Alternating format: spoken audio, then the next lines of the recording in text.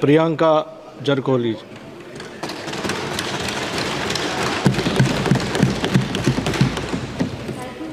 Yes, sir.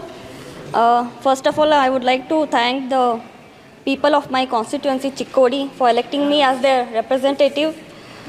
Firstly, I would like to quote Dr. Babasaheb Ambedkar ji's quote, as he fought a case in Chikkodi court, so it's an immense pride for me to come from that constituency.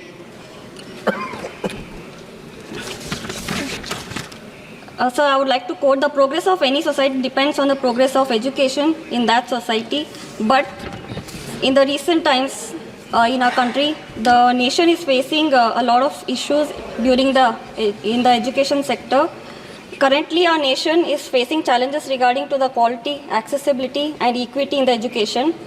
Since 2014, the annual budget for the Ministry of Education has been steadily declining.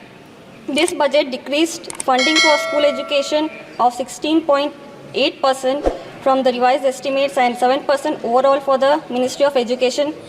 The UGC's budget has been decreased by a staggering 53.35% compared to the budget estimates of 23-24 and 60.98 compared to the revised estimates of the previous fiscal year.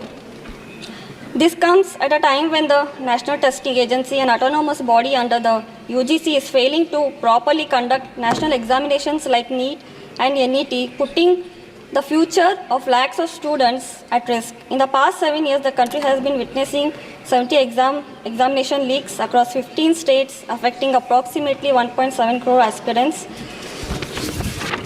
So, and regarding my constituency, I would like to ask the minister through you. There is a Kendriya Vidyalaya in the Athni and plus Gokak.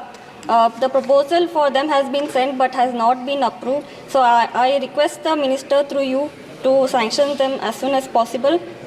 And sir, currently there has been a flood situation in my parliamentary constituency. Most of the schools and the buildings have been in a very deteriorating state.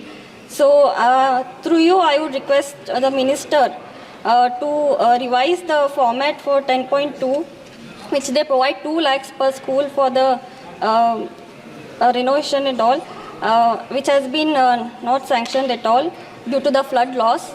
And also I would like to ask the government, as there are many students in my parliamentary constituency of SC, ST and OBC, whether there has been a lot of privatization in the education sector. So what steps the government has been taking to make sure that the rural background people will be able to access reasonable education in today's time? So I would like to know the answer for that, sir. Yes, sir. Thank you for allowing me to speak. Thank you once again.